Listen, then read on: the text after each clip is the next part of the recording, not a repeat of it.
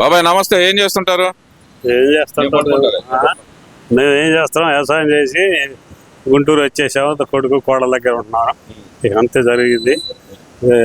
Chandrababu time బాగానే చేస్తున్నాడు. ఇక్కడ మీరు వచ్చారు, వ్యవసాయం వదిలేసి వచ్చారు. మరి అసలుకి చంద్రబాబు వస్తే వ్యవసాయం దండగా అంటారంట. చంద్రబాబు వచ్చిన తర్వాత రైతులను పట్టించుకోవట్లేదంట, నిజమేనా అది? అది ఉట్టి మాటలండి. చంద్రబాబు పట్టించుకోకపోతే జగన్ పట్టించుకున్నాడా? ఎప్పుడు పట్టించుకున్నాడు? జగన్ ఏం చేశాడు? ఆయన ఉన్నప్పుడు మిరగాయలకు 30,000 అమ్మిని అంట, మామిడికాయలు బ్రహ్మాండంగా ₹1,00,000 అమ్మిని అంట. ఆయన చెబుతున్న మాట అది. ఈ తుఫాన్లు వచ్చేదానికి, వరదలు పోయేదానికి, యుద్ధాలు వచ్చేదానికి చంద్రబాబు ఏం చేస్తాడు? ఇవన్నీ చంద్రబాబు చేస్తాడా?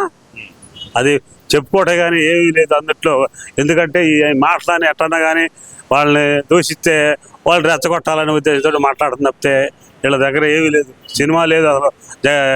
వీళ్ళు జగన్ మనుషుల దగ్గర ఎవరి దగ్గర కూడా నాని కానీ ఎవరే కానీ రోజా కానీ వీళ్ళు కొట్టి మాటలు మాట్లాడతా కానీ మాట్లాడే వాళ్ళకే ఈయన పదవులు ఇచ్చాడు అప్పుడు. అందుకని మాట్లాడుతున్నాడు మళ్ళీ ఎమ్మెల్యే టికెట్లు వేయడమని. టికెట్ కోసం మాట్లాడడం తప్పితే లేదు లేదు. ఇప్పుడు కూటమి ప్రభుత్వం వచ్చింది, 2 సంవత్సరాలు అవుతుంది. సూపర్ 6 అంటూ హామీలు ఇచ్చారు. సూపర్ 6 లేదు, సూపర్ 7 లేదు. ప్రజలకు వెన్నుపోటు పొడిచాడు చంద్రబాబు నాయుడు అంటున్నారు కదా. అది ఒట్టి మాట. మీరు మాట్లాడుకునేది అంతా ఒట్టి మాట. కానీ పెన్షన్లు కానీ ఏదైనా కానీ బాగానే ఇస్తున్నాడు చంద్రబాబు. పనులు చేస్తుంది, రాజధానిలో కూడా బాగానే జరుగుతున్నాయి, పనులు చేస్తున్నాడు. ఆయన జగన్ చేసినట్టు ఎన్నో వంతు చేశాడు, తప్పులు చేయలే చంద్రబాబు. చూస్తానే ఉన్నాడు కానీ ఇంకా చేయలే. చేసినట్టయితే ఈ చేసిన వాళ్ళందరూ లోన్ వేసేవాడు ఎప్పుడు. ఎందుకంటే ఆ మాట అంటారు ఏంది? చంద్రబాబు వచ్చిన తర్వాత రెడ్ బుక్ రాజ్యాంగం అంటూ పెట్టి రాశాడు కానీ రెడ్ బుక్ అమలు చేయట్లే. ఆయన అమలు చేసినట్టే వీళ్ళు ఒక్కళ్ళు కూడా మాటేవాళ్ళు ఉండేవాళ్ళు కాదు, మొత్తం వెళ్ళిపోయేవాళ్ళు వాళ్ళకి. అమలు చేయట్లా. చూద్దాం వాళ్ళు ఒకే మనకి తేడా ఏముంది అని చూస్తారు వాళ్ళు. మనం చేస్తే వాళ్ళు చేసినట్టు ఒకటే అయింది. అందుకని వాళ్ళు కూడా ఏమి మాట్లాడతలా. చూద్దాం ఎన్నాళ్ళు చేస్తారో ఇంకా చూద్దామని చూస్తారు వాళ్ళు. అది జరుగుతుంది. ఇప్పుడు జగన్మోహన్ రెడ్డి అంటుంది ఏంటంటే ఈ కూటమి ప్రభుత్వం వచ్చి ప్రజలను మోసమే చేస్తుందా తప్పితే ప్రజలకు మంచి ఏం చేయట్లేదు, అరాచకాలు పెరిగిపోయినాయి, అన్యాయాలు పెరిగిపోయినాయి, దోపిడీలు పెరిగిపోయినాయి అంటున్నాడుగా. మరి ఈయన ఏం చేశాడు? ఈయన అరాచకాలు కాకుండా ఏం చేశాడు? ఎక్కడ చేసినా కూడా కారు గుర్తే పట్టించుకోకుండా పోయాడు. సత్తే ఏడ పట్టించుకున్నాడు, ఆడ చేశాడు. ఆయన చంపిన వాళ్ళందరినీ వీళ్ళందరూ బయటికి తీ. ఎంతమంది ఉన్నారు జగన్ చంపిన మనుషులు? వాళ్ళు బయట తీస్తే ఇప్పుడు లెక్క ఉంటుంది అసలు. ఎవరైనా పట్టించుకున్నారా? ఇవాళ ఇవన్నీ మాట్లాడతాడు కానీ ఆయన వచ్చి ఏమి ఆయన చేసిన ఒకటా రెండా కానీ ఆయన తప్పులు చేశాడు. అవన్నీ కూడా బయటపడకుండా ఇవన్నీ మాట్లాడుతున్నాడు. అంటే ఇప్పుడు జగన్మోహన్ రెడ్డి గారు అంటుంది ఏంటంటే ఈ కూటమి ప్రభుత్వాన్ని కూకట వేళతో పెగిలిచ్చేద్దాం అంటున్నాడు కదా. మరి పెగిలిచ్చేద్దాడు. ఆయన పెగిలిస్తే పెగిలితే ప్రజలు వేయాలి ఓటు. ఆ ప్రజలు ఇస్తేనే ఆయన కదిలేది. ప్రజలు ఆయన తట్టుంటారా? వీళ్ళు మాట్లాడిస్తుంది తప్పితే ఎవడో లేడు. అదేంది లేదంటారు ఏంది? జగన్మోహన్ రెడ్డి అంటుంది ఏంటంటే నేను ఎక్కడికి వెళ్ళినా లక్షలాదిగా వస్తున్నారు, వేలాదిగా జనం వస్తున్నారు, నన్ను సీఎం అంటున్నారు అంటారు. ఏది ఒట్టి మాట మాట్లాడుకోవడం, డబ్బా కొట్టుకోవడమే. అంత తప్పితే ఏమీ లేదు. ఊళ్ళో లేదు, ఎక్కడ లేదు.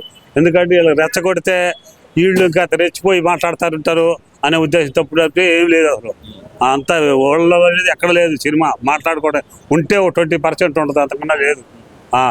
20% ఏంది? ఆయన అంటున్నాడు ఈసారి ఎలక్షన్లు పెడితే 175 మనమే అంటారు. మాట్లాడినా ఓడిపోయిన వల్ల ఆ మాట చెప్తారండి. ఓడిపోయిన వల్ల నేను వస్తా అన్నాడు. తెలంగాణలో ఏం చేశారు వాళ్ళు? టీఆర్ఎస్ వాళ్ళు మేము వస్తున్నాం అని ఎంత దుమ్మెత్తిపోయి ఏం చేశారు వాళ్ళు? వచ్చినాయా సీట్లు? 7 వచ్చినాయి అమ్మన్న. 3 సీట్లు వచ్చేవాడుగా. రాజ్యసభ సీట్లు ఎన్నుకున్నప్పుడు వాడు బలం ఉంటే వచ్చేవాడుగా. సరే ఇదంతా ఒక ఎత్తు. అటు కాదు, ఈ రాజ్యసభ సీట్లు ఇవన్నీ ఒక ఎత్తు అయితే కనుక జగన్మోహన్ రెడ్డి ఒక మాట అంటున్నాడు, 29లో నన్ను గెలిపించండి, నా ఫోటో మీ ఇంట్లో పెట్టుకునేటట్టు పరిపాలన చేస్తా అంటున్నాడు కదా. ఇప్పుడు కూడా పెట్టుకుంటున్నారు ఆయన ఫోటోలు కొంతమంది. ఏంటది? ఇప్పుడు కూడా ఆయన ఫోటోలు పెట్టుకుంటున్నారుగా. ఎందుకు పెట్టుకోవట్లే? ఆయన వర్గంలో ఉండే వాళ్ళు నాయకులందరూ పెట్టుకుంటున్నారుగా.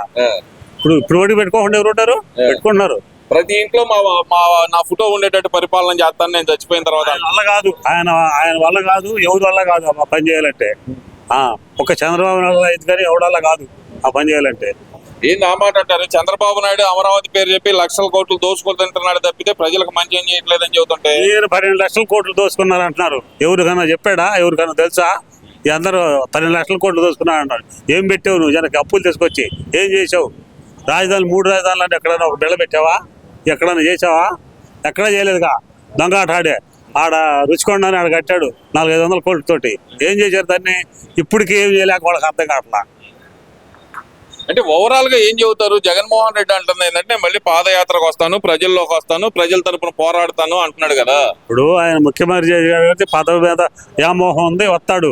వచ్చే బట్టికి ఈ జనం ఓట్లు వేసేవాళ్ళు ఉండాలిగా, ఉండాలిగా.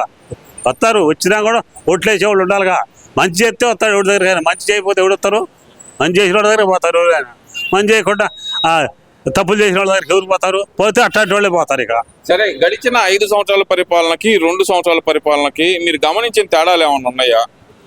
గమనించింది అన్ని చెప్పినవన్నీ చేస్తా వచ్చాడు చంద్రబాబు. ఆయన చెప్పిన పనులన్నీ చేస్తా వచ్చాడు. ఇంకా 1-2 ఉంటే ఉండేమని చేస్తానే వచ్చాడు దాదాపు. ఏం చేశాడు? ఏం చేయకుండా ప్రజలకు వెన్నుపోటు పొడిచాడని చెబుతున్నారు కదా. ఎన్నుపోటు పొడిచాడు మాట అంటే సరిపోతుందా? జగన్ ఏం చేశాడు? జగన్ ఏం పని చేశాడు? పలానా పని చేశాడు చెప్పు జగన్. అయ్యో, పేద ప్రజలకు 3 లక్షల కోట్లు, 2,75,000 కోట్లు పంచాను నేను అంటున్నాడు కదా. ఆయన చేసిన అప్పులు తీరుతున్నా అన్నాడు, చెబుతున్నాడుగా. ఆయన చేసిన అప్పులని నేను తీరుతున్నాడని. వాళ్ళు చెబుతున్నారు జగన్ చచ్చిపోయిన అప్పులని మేము తీరలా సత్తున్నాం. మనం చెక్కినడితే విశాఖపట్నం కూడా ఉక్కు ఫ్యాక్టరీలో 400 ఎకరాలు తగ్గాలని ప్రయత్నం చేశాడంట జగన్. అలా వీలు పడక మేలడున్నాడు.